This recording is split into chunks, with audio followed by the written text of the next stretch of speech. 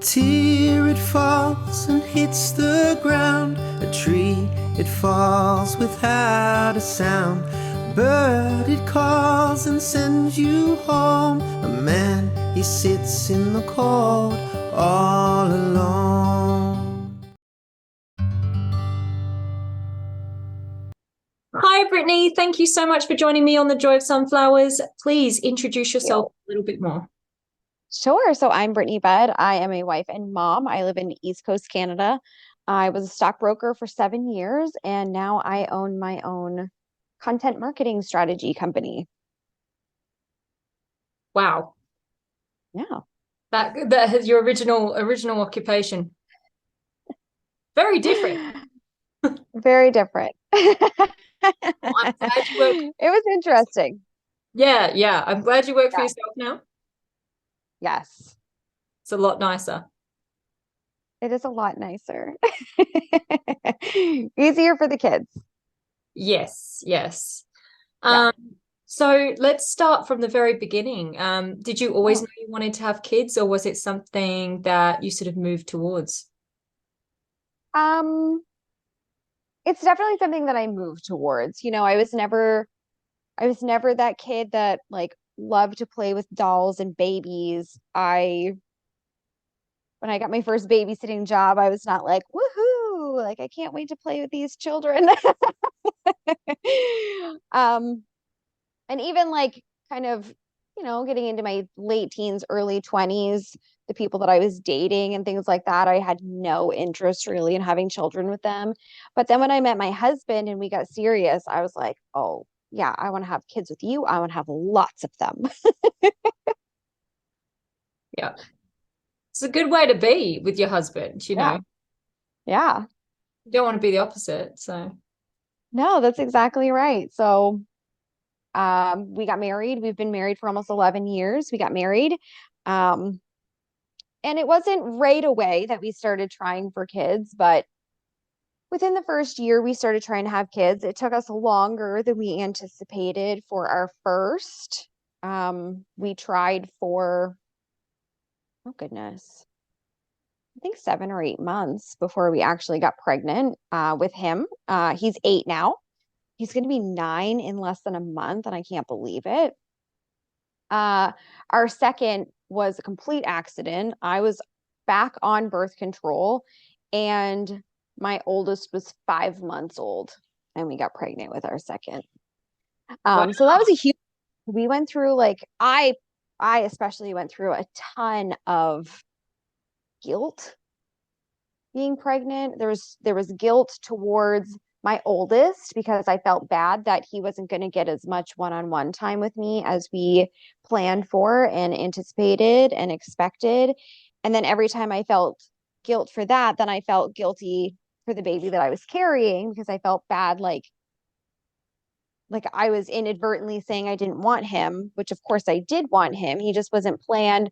And so there's just like guilt flying all over the place. He ended up being an emergency C-section. We both almost died when he was born. Wow. Um, so he's obviously 7 now. He's going to be 8 this summer. And then it took us a year to get pregnant with our daughter. She's 5. And she's just the craziest little spitfire thing ever. Um, and then we tried again because we wanted 4. We always said we wanted 2 boys, 2 girls. So we tried again after we had her. Um, and it took a few months. But I got pregnant with another little girl and we lost her. April. It will be 4 years since we lost her. I was 18 weeks with her, and I was just at a regular routine doctor's appointment, and they couldn't find her heartbeat anymore.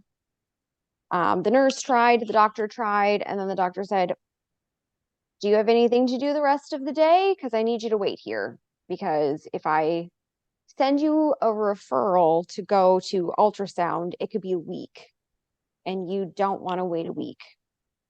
So I said, nope, I have nothing to do today.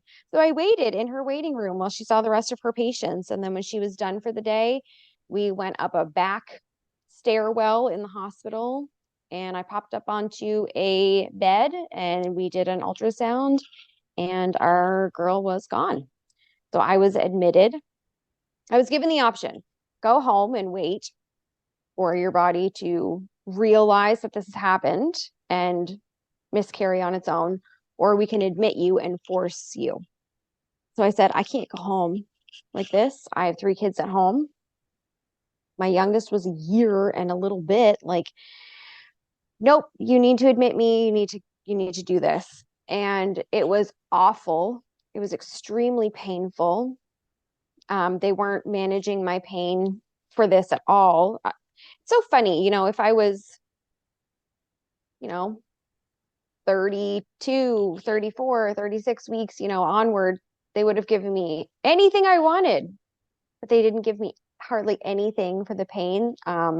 They were giving me morphine through a needle that they were injecting into the back of my arm every few hours. That was making me extremely nauseous. So then they were giving me Gravol because I just kept throwing up. And, in hindsight, I'm kind of grateful for that, because like I was throwing up so violently that's when I passed the baby, and that's when I passed the placenta.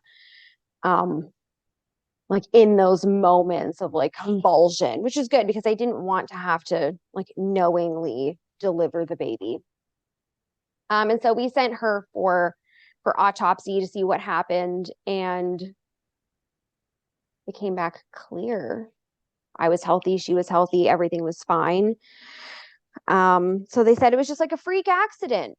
And so when I felt mentally well, I went to a grief counselor and was diagnosed with PTSD. When I felt mentally well, we decided to try again, and we couldn't get pregnant. It took ages. I went to a different obstetrician who deals with fertility, and he couldn't figure out why we couldn't get pregnant. I went to a naturopath, and I was taking all these weird tinctures. She was mixing me all kinds of interesting things. We were doing acupuncture, and she would hook up the ones that she would put on my stomach to a TENS machine so they would vibrate. I was taking 1,001 different supplements and vitamins and all these things. We put my husband on supplements, and finally we got referred to the fertility clinic, like the actual fertility clinic here. The wait list is years. But I know our healthcare system. I'm in Canada, so we have universal healthcare, but sometimes you get what you pay for. So I called after a few months, and I just said, I'm not trying to cut the line. I know the line is years long. I'm not more deserving than any of the other moms on the list, but where am I on the list? And when I kind of told them what was going on, they were very good about it. They got me in very quickly, which they didn't have to do, but they did. And so we were diagnosed with secondary infertility, male factor, which doesn't really make a ton of sense to us because we have gotten pregnant 4 times. And now all of a sudden they're saying that my husband can't have children, and we don't know why. So we went through IVF. We did IVF with ICSI. So not just putting the sperm and the eggs in a test tube and hoping for the best. They actually were plucking out the sperms that they liked and injecting them into the eggs. And we ended up with 5 really great eggs. And so December of 2019, I was doing all of the injections, into my stomach, and putting these humongous patches on my back and on my stomach. Those are painful to rip off, by the way. Hopefully no one has to go through that. They were hormone patches. And we were able to do a fresh transfer, and we got pregnant again, another girl. And 1 year ago in 3 days, actually, we lost her. I was 17 weeks with her. It was deja vu, really. because the timelines are almost identical. They're only a few weeks off, obviously. So yeah, the exact same thing happened. I was at the same obstetrician, same routine appointment. The nurse and her could not find the heartbeat, and they were both like, there's no way this is happening again. Like almost exactly 3 years later, there's no way this is happening to you again. And it was. Wow. I went for the ultrasound. We found out that she was gone too. We had a fetal specialist involved this time, and he said that she stopped growing at about 14 and a half or 15 weeks, and my body had no idea. So again, I was admitted and induced, and I said, the way that this was handled last time is not the way we're doing it this time. I want real drugs. And so the doctor that I had in the hospital, he was great. He gave me lots of good stuff. I barely felt any pain. But the placenta did get stuck. And so they had to like rip it out of me in this weird room. I barely remember this room.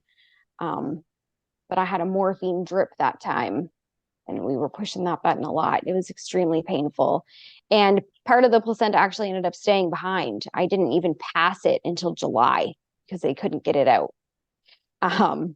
In an attempt to get it out, they gave me what you would kind of call an abortion pill. I had to insert these pills inside of me at home to try to get this chunk of placenta out.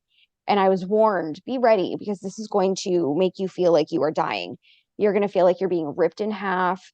There's going to be lots of blood. It's going to force a period. You're going to throw up. You're going to get diarrhea. You're going to have fever. You're going to have chills. Like, make sure you have someone to come and take care of you.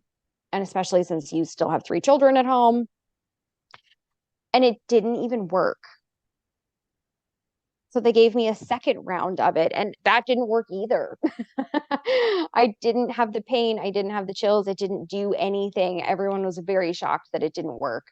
So we just waited and hoped that it would pass on its own. Otherwise, I was going to have a DNC to go in and have it ripped out, because, you can't leave pieces behind. They can turn cancerous and cause problems. But in July, it did pass on its own, thankfully.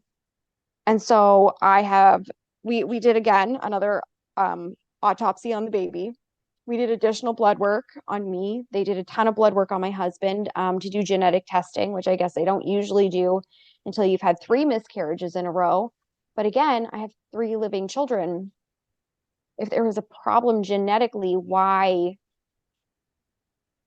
do I have these kids that are perfectly healthy? There's nothing wrong with them. There's no genetic concerns with them. They're amazing, amazing kids. I love them so much. And so I had to have back-to-back hysteroscopies. So that's when they take a biopsy of your uterus to see if it has an infection or anything that's going on that's preventing you from carrying.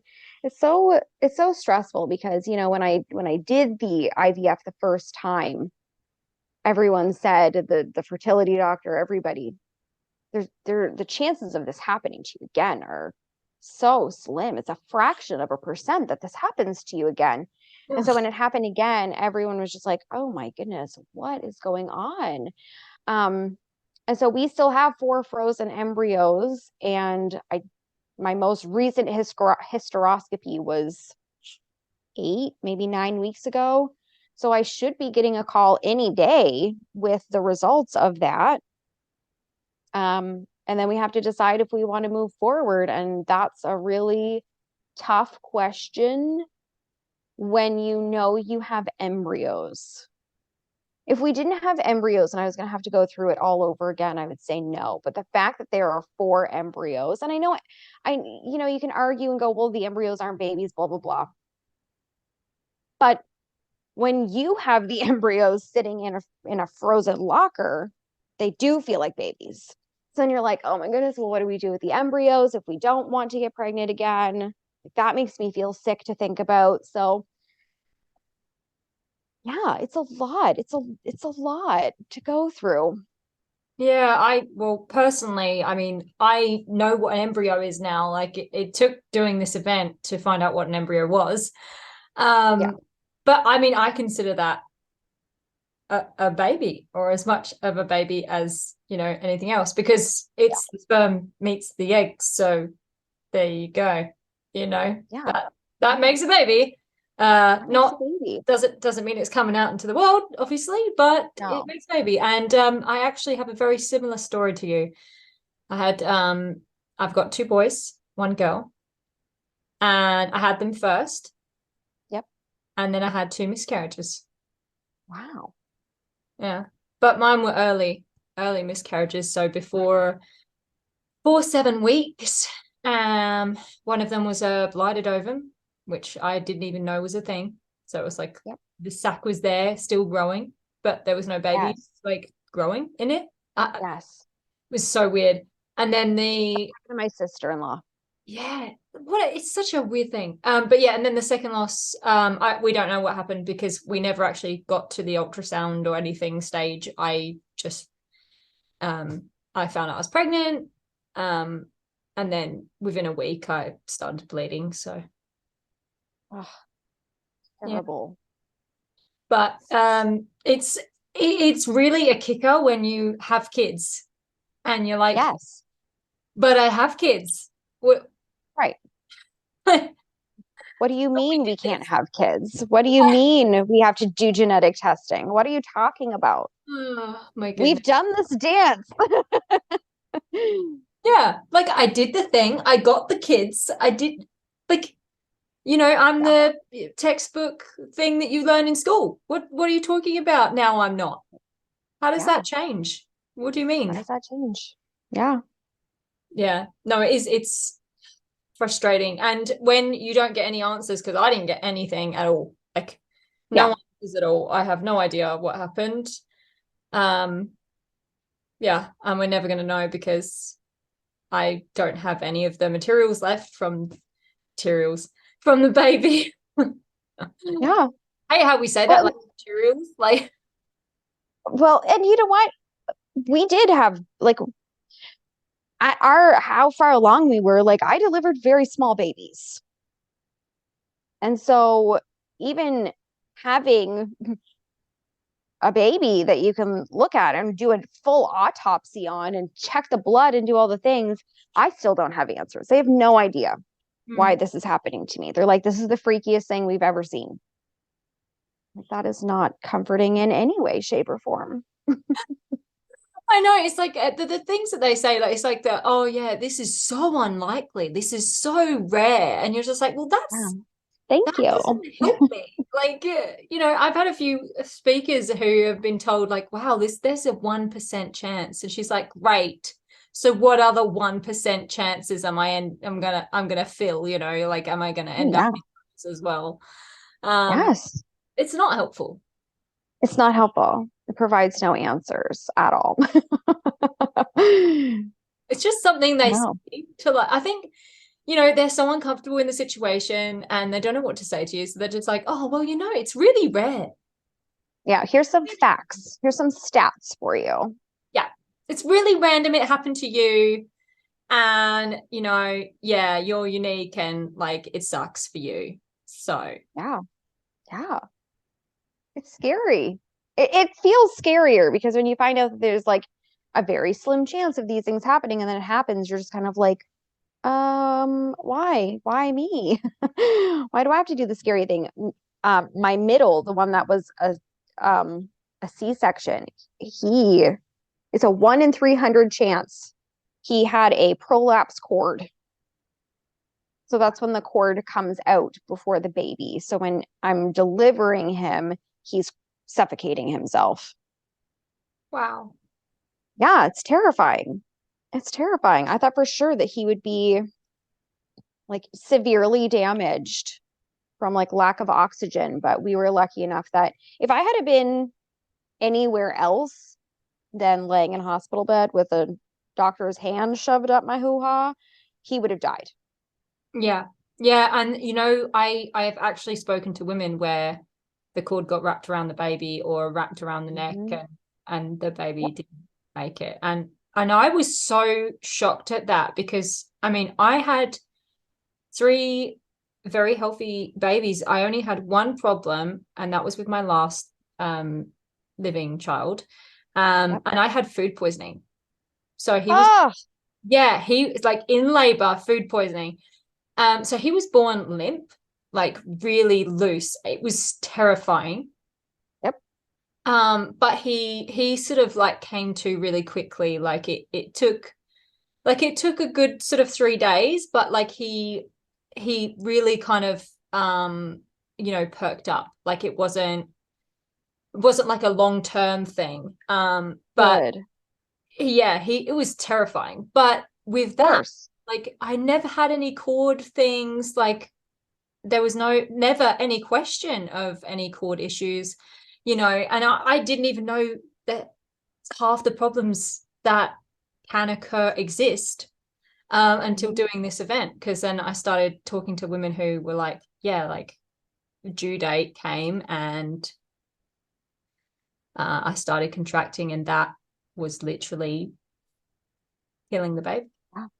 Yeah. Oh, so many heartbreaking stories out there.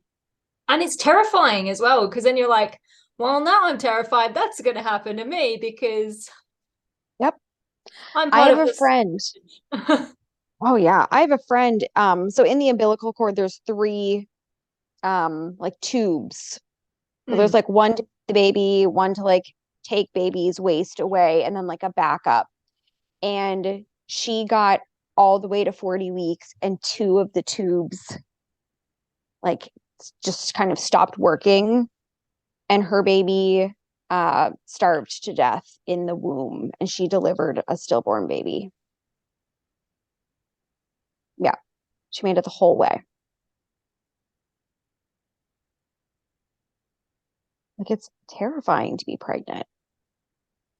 It's just like you just don't get taught any of this stuff at all. Like at school, they're just like, you have sex, you have a baby, fantastic. Yeah, what is that about? They make it seem like you're gonna get pregnant like instantly. If a boy looks at you sideways, you might get pregnant. You're like, oh my goodness. And in real life, it's like, no. I think I like, there was a time where I like remember that kids, there was like a period of time where people were like, oh, if you kiss a boy, you could get pregnant. And Yes. like as a kid, yeah. We need better education. I mean, they teach kids about like horrifying car crashes and stuff, and like make us not want to drive.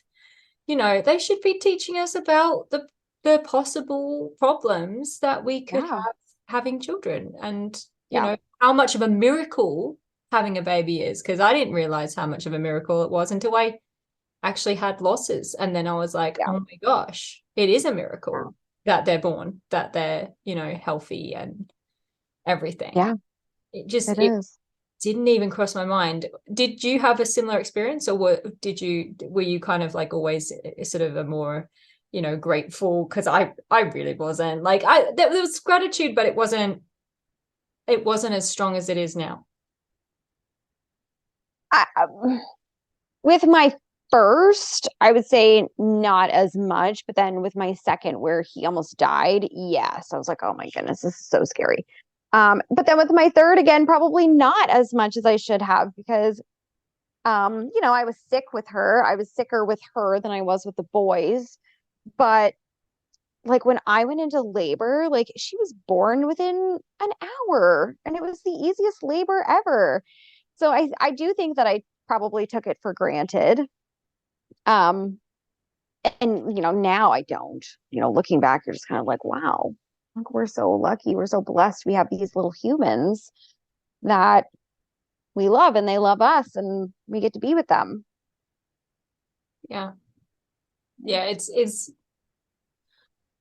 I wish it didn't take something like that, to kind of like, push you into that headspace of, how amazing it is and how lucky you are, but it takes something horrifying sometimes to happen. But yeah, I definitely feel that. So how did you go with sort of moving through the loss? I mean, I know you're only a sort of a year on from the last loss. Oh. So yeah, how have you kind of gone with that?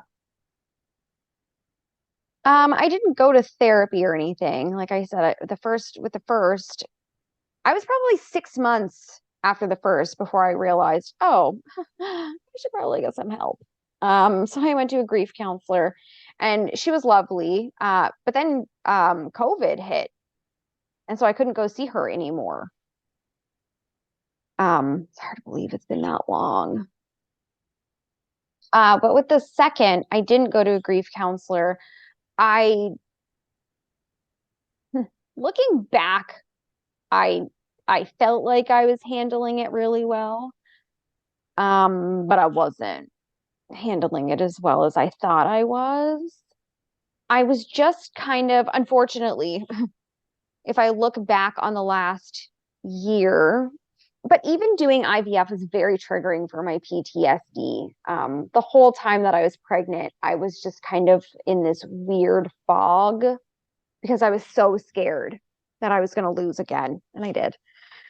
Um, I felt like I couldn't relax until I got to a certain point in the pregnancy, and I never did get to that point. I wanted to get past 18 weeks because then I was like, okay, if we're past 18 weeks, and we're past where we were when we lost our first. So Yeah, then I I've like got to be say though, normal. it doesn't end. Like No, like even when you pass that mark of, oh, well, we're past the last yeah, loss, we're past it. It doesn't go away. Like you're still no, terrified, you're still worried, you're still like, you were like, well, this other woman lost hers at like 20 weeks. So, okay, so that's right. my new mark. And then you reach the 20 weeks and you think you're going to feel better and then you don't. You don't. And you're like, okay, fine.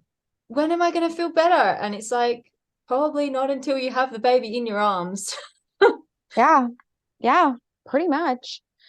Um, so honestly, I really just took so much of last year off and spent it with my kids. The summer was great. Like I live up in Canada, so like it's still kind of winter here. I know we just had the first day of spring, but there's still snow on the ground and it's cold out. Um, but my parents have a great, humongous saltwater pool. They just got it last summer, and so I took off most of the year, and I really don't think that I got better until like the end of summer. I was outside every day, playing with my kids every day, swimming every day, just trying to, I don't know, be with them as much as possible.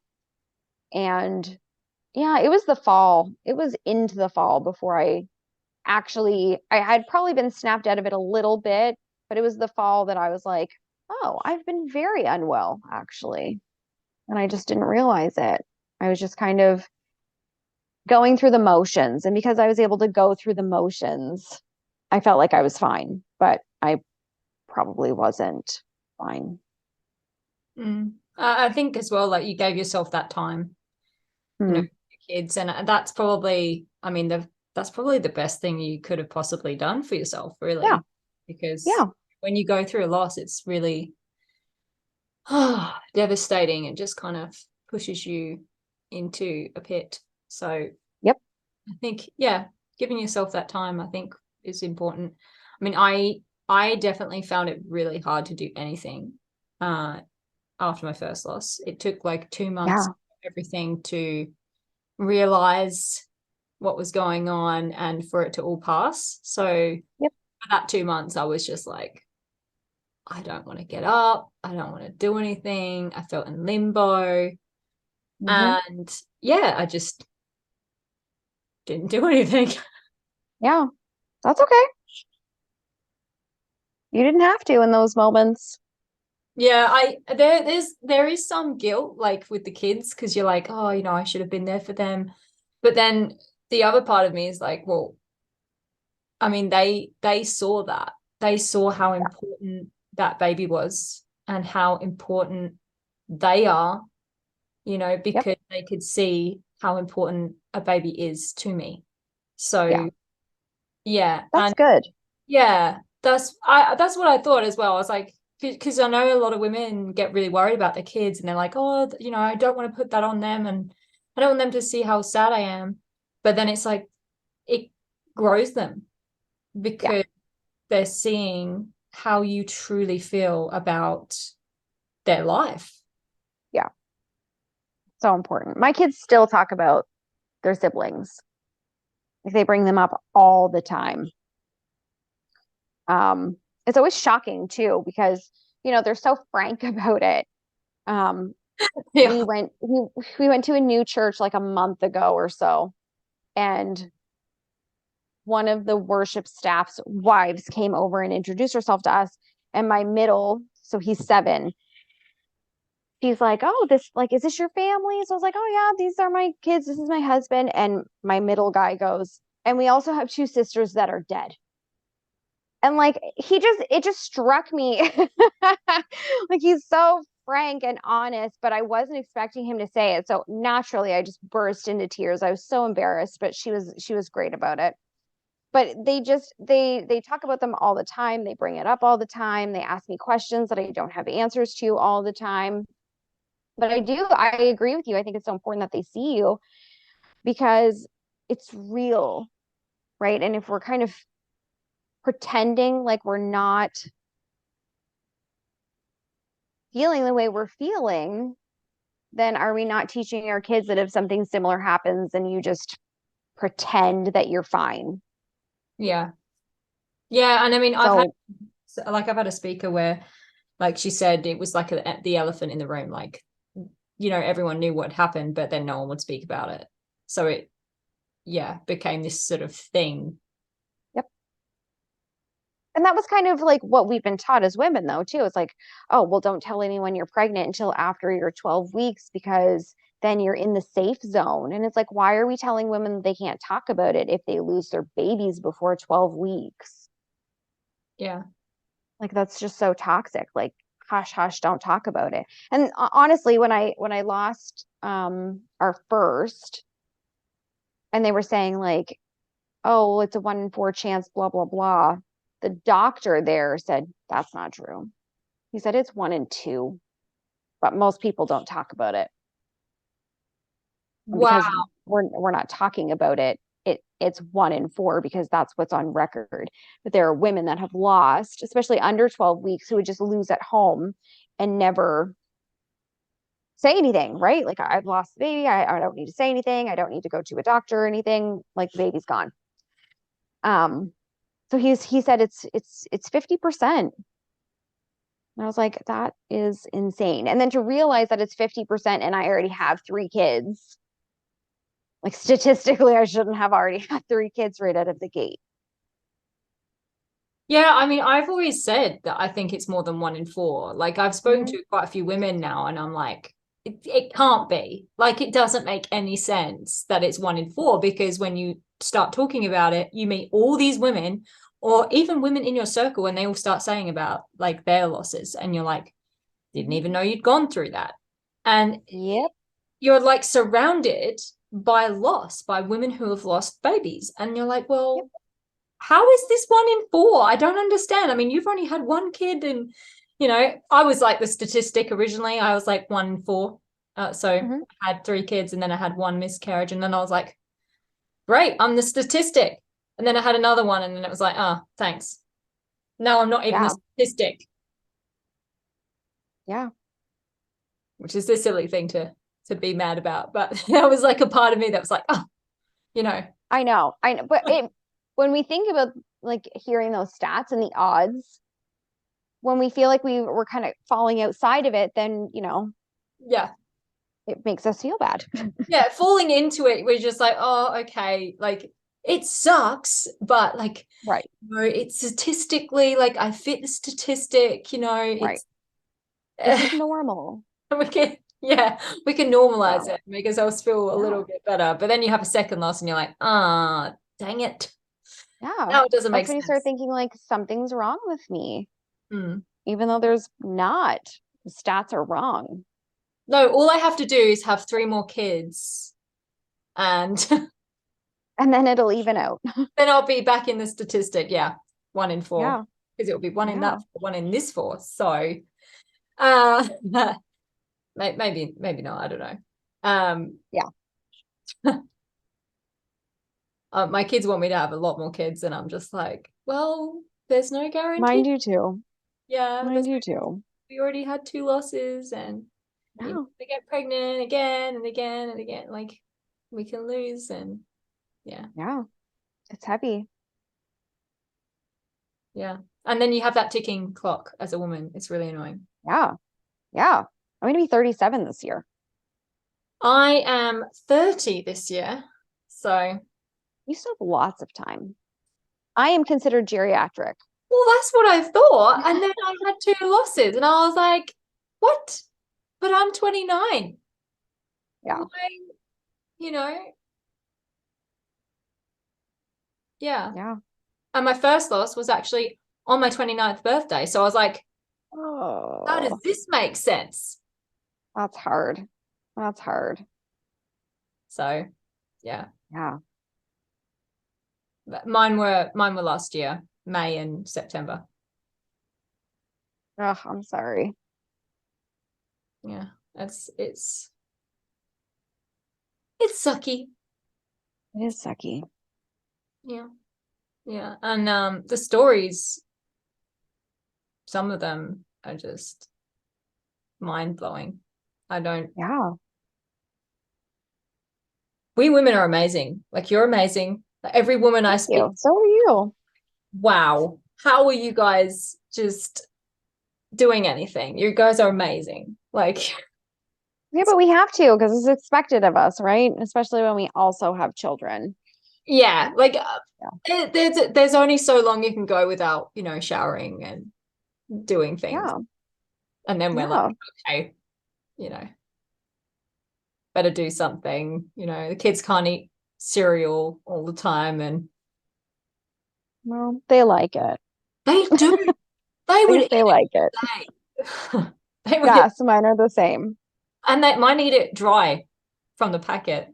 I'm just like, I Yeah. did do that when I was a kid, but it kind of grosses me out now. And now I understand how my mum felt. Yeah. Yeah. Oh, my soul. Kids are so funny. Yeah. Have you had, like, what's the best thing that your kids have sort of said, like, in terms of like loss? Mm. Like, my son, the best thing he said to me was when I asked the kids to name the baby, he said, I want to name the baby Joy. And I was like, what? Like, why? And he looks at me like, you should know this.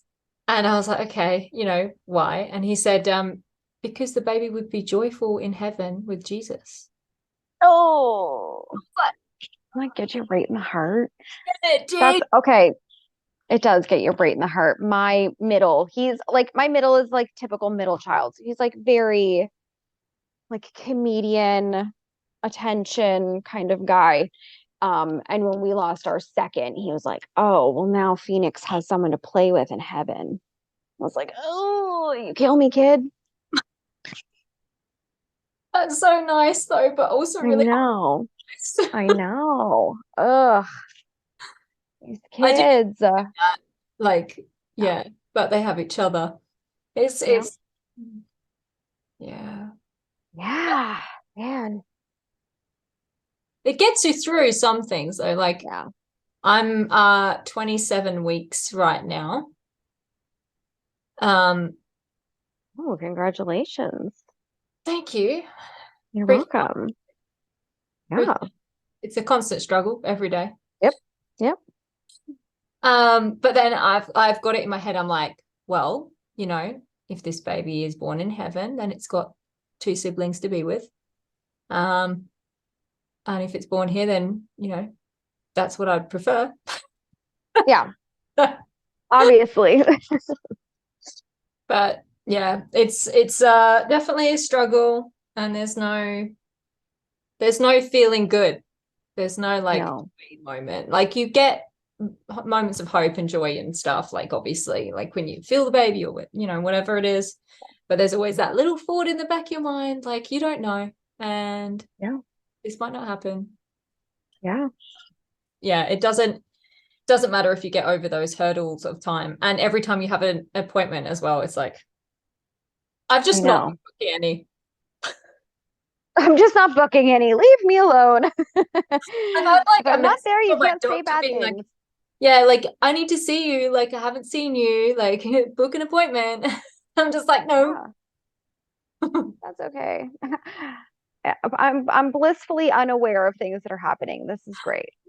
Yeah, I did book an appointment, but it's not until like the end of April because that was her nearest appointment. So I was like, well, you told me to book an appointment, and it's like not until I can't even book one until like ages away. So I don't know what you're talking about. Right. This is her problem. Yeah, Not yours. no problem. But yeah, it kind of made me feel a little bit better because I was like, I don't really want to go until then though. So that's good. Yeah. But then now I'm like, now I'm apprehensive about that appointment, which is really annoying because it's really ages, like it's far away. What? Yeah. Anyway, the mind is a weird thing. Doesn't always make sense. Sure is. It sure is. You've got that right. So, with where you're at now, I mean, you sort of said that you're not really sure, but like you feel kind of weird for embryos. Do you know how your partner feels about it? He has been so great. He is just kind of letting me decide. Like if I want to have more kids, he's like, let's have more kids. And if I don't have more kids, he's like, that's fine too. Which is great. Yeah, that is because he's not pressuring me one way or the other. Yeah. Yeah. My husband knows that I want to have more kids. So he's like, we'll just try again. We'll just try again. It's okay. Yeah. We'll just keep doing it. Like, you know, we don't know why we lost 2 babies. He's like, so keep trying and, you know, yeah. And I was like, okay. Well, that's good. It's good that he's supportive. I did say to him though this time, I was like, if something happens, like I don't know if I'm gonna go again after this. Yeah. He's pretty on board with it though. And I think that's important, you know, in a partner because, you know, we are physically going through it all. And I think most guys understand that. Most are quite reasonable with that. And they're just like, yeah, fair. Yeah. Yeah. But yeah. Yeah. Usually before I wrap things up, I usually ask, is there anything that you'd want to say to anyone who's maybe in the throes of it right now? Maybe it's really new for them. And they're sort of really in the thick of everything. Is there anything that you might want to sort of say to them or advice you want to give? Like you're definitely not alone. And it's okay to talk about it. And it's okay to ask for help.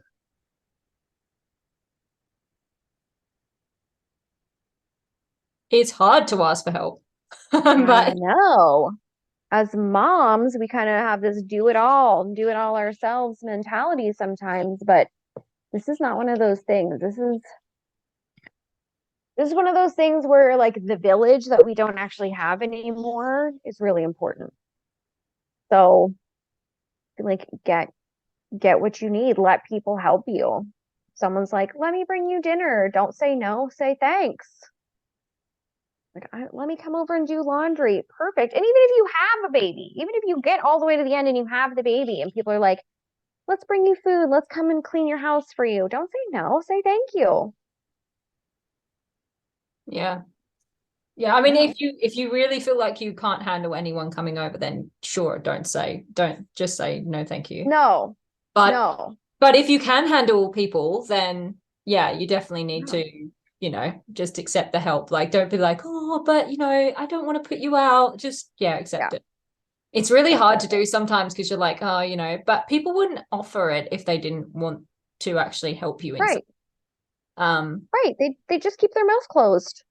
Exactly. I feel like I've offended people like in the past because I've been like, oh no, don't, you know, that's fine. Just don't worry about it. And you know, and you don't really think about it, like when you're, you know, yeah. And Yeah. and you sort of grow up a bit more and then you're like, oh, actually, I should have probably just said yes. Should have Thank let that happen. you.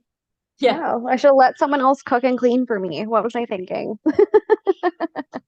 Actually, someone said that when, like, after they're lost, their best mate actually got them like a cleaning service. I was like, That's that would have been awesome. amazing. I would have Yeah, loved that's that.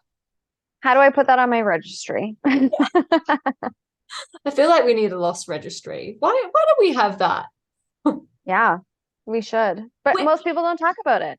Like when I started, like I was in the hospital losing my first, posting about it on my social media because like social media is my business. And people had kind of been following along and people still will reach out to me laying in hospital beds being like, I am going through a miscarriage and you are the only person that I know of that I can talk to. Is it okay that I'm messaging you right now? Like, yes, of course it is. oh my gosh. Yeah. So like Yeah. talk about it. Let people care about you. Yeah, I've heard of people doing that actually. Like one lady I spoke to the other day, she said, like, I didn't know anyone else, so I just messaged this lady that I'd seen online that had lost. And Goodness, I wonder if it was me. I don't think it was you. She actually said who it was, and they're also on this. Oh, Yeah. But it was just really nice because I was like, yeah. oh, you know, because the lady who I'd interviewed first was Hmm.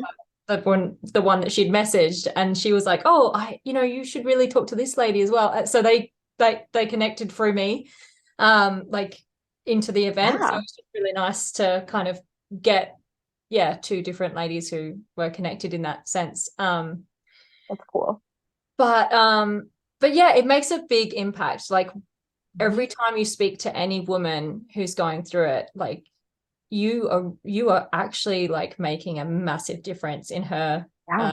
experience and her journey. So thank you, and keep doing that, because that's amazing that you're doing that. Yeah. Thank I know you you. don't really have a Thank choice you. because, like, what are you going to do? No, No. you're not going to ignore it. You're not going to ignore that message. That's for sure. No, you could be like, oh my gosh, I'm so sorry, and Yeah. I Yeah. totally get it, and yeah, but it's crazy. Like it shouldn't be like that. Like we all have people in our circle that would have gone through what we're going through, Hmm. and yet there's so many women who just don't know who those women Yeah. are, and it's just needs to be not taboo anymore. I agree. So that's why we're having this conversation right now. That's correct. I feel like I said to someone the other day, I was like, I didn't know about like infant loss awareness month. Like I didn't know Mm, about any of this at all. And I was like, maybe we're not loud enough. because yeah. because I was like, There's so many. if I didn't know at this point, like last year, I didn't know about this community. But I mean, I was avoiding it at one point. I sort of like didn't Yeah. even look. I don't know if you Yeah. had the same experience. Like, how did you come into the lost space online? I just started talking about it a lot. And then people started coming to me about it. Yeah. Yeah.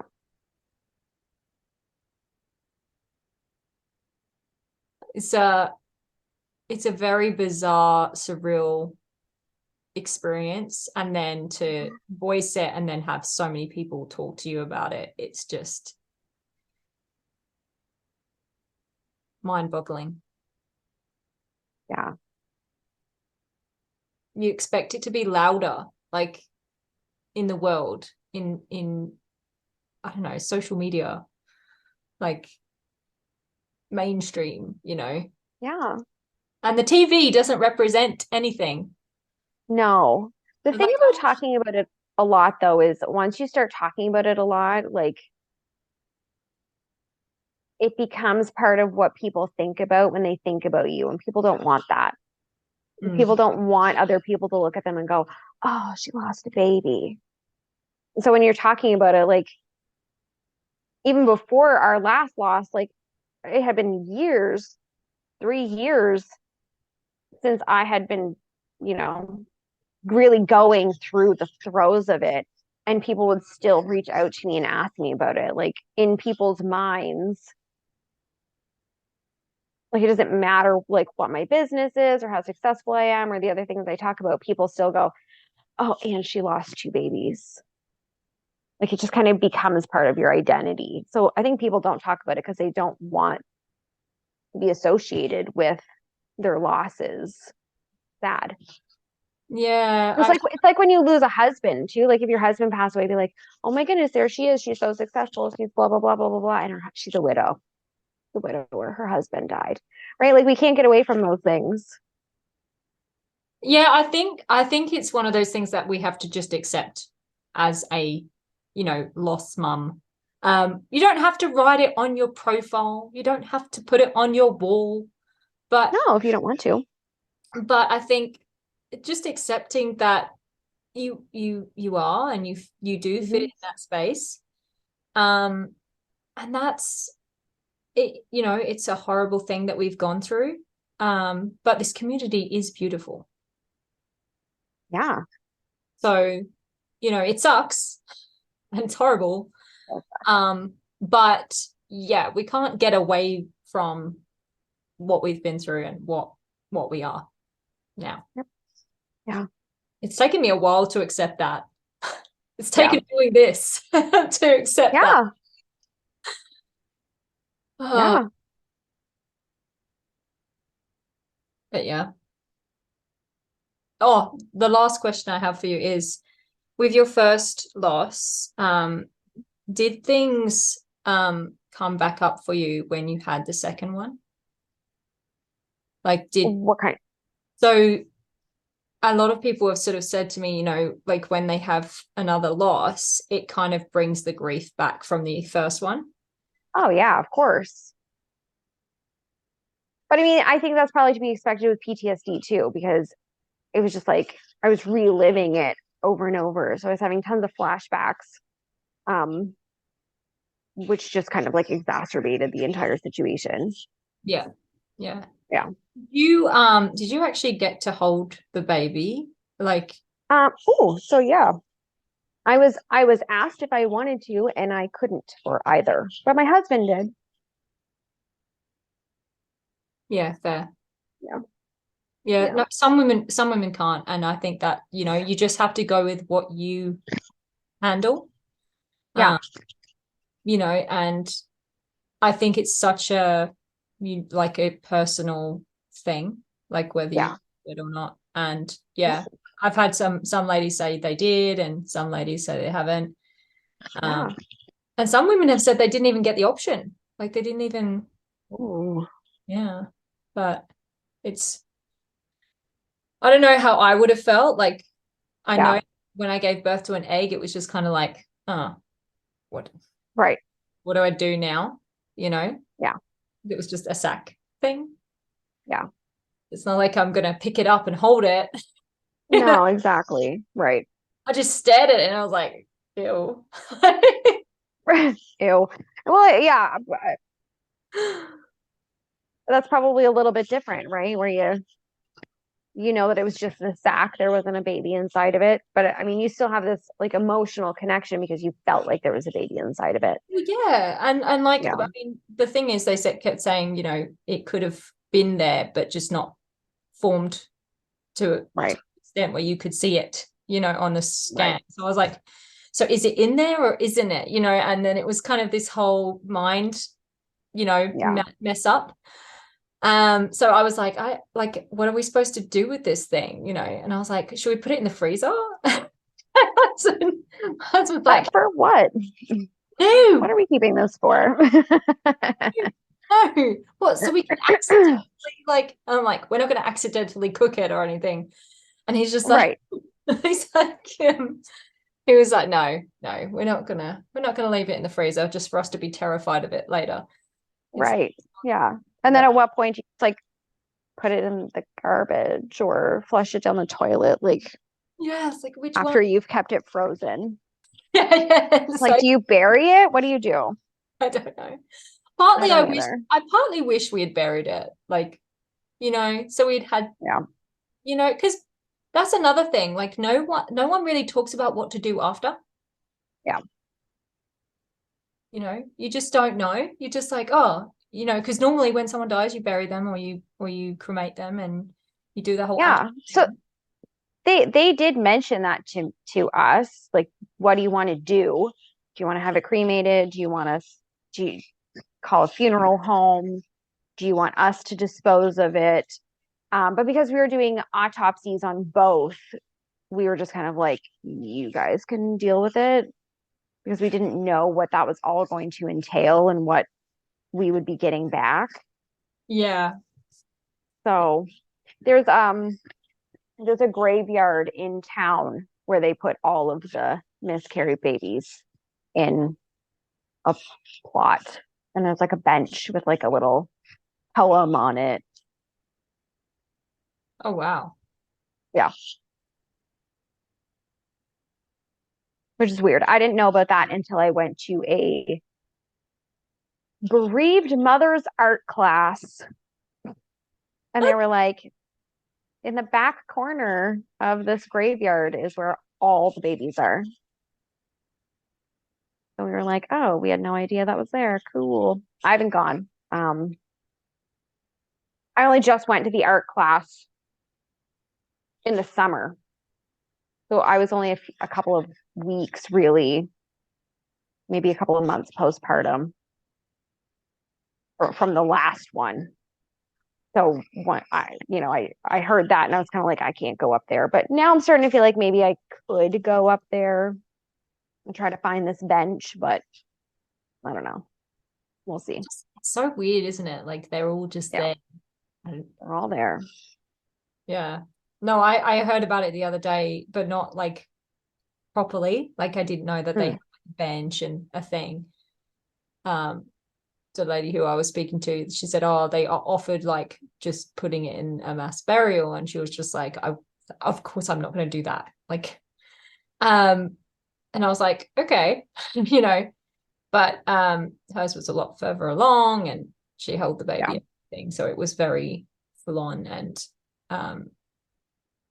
yeah, she ended up taking her baby home, which is very rare. Yeah, amazing story. I was like, wow, okay. But I did joke that with my husband before I had that conversation with her. I said to my husband, I'm taking the baby home. Like if we lose this one, I'm taking it home. And he was like, what? Yeah. And I'm like, yeah, taking it home. And he was just like, okay. Like looking slightly horrified. Well, yeah. Like we're not putting this one in the freezer, but yeah. No, I did joke about that too. I was like, well, it'll prolong how long I can look at her.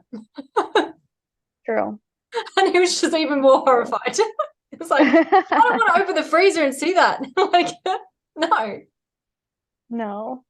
But I think you know, like grief does a lot of weird things to us. Like we laugh about things that are morbid and weird and things that you wouldn't normally laugh about. And that's okay. Our mind goes places to kind of try and help us deal with it. But yeah. Grief is weird. It is weird. Is there anything that you'd want to say before we finish up? And no, I mean, I think it's great that you're having these conversations and giving these moms and these babies a platform. We need to keep talking about it. Yeah. Well, thanks for having me. Yeah, thank you so much for joining me and speaking about your experience and sharing your losses. And thank you. And thank you for doing what you do as well, because we need more mums like starting their own businesses and feeling empowered to do so. Yeah. Because it is a crazy world out there, and you know. Oh, is it ever? we gotta get making that money, women. Exactly right. Exactly right. There's no other job that you can have that you can take off almost a whole year and not get in trouble. Yeah. And if you're going through all these things like infertility treatments and all that, like it makes it almost impossible to work. Someone said to me the other day, I think it was Renee from the baby plan, and she said it's a full-time job. Yep. And I was like, yeah, that makes sense. Yeah. It is. Yeah. Yep. So yeah, I think more women working and doing their own businesses is amazing. So thank you for sharing your expertise and helping do that. Awesome. Thank you. Well, you have a lovely rest of your day. Yes, you too. I'm going to go to bed because it's 11 p.m. Good. Well, there you go. You do that.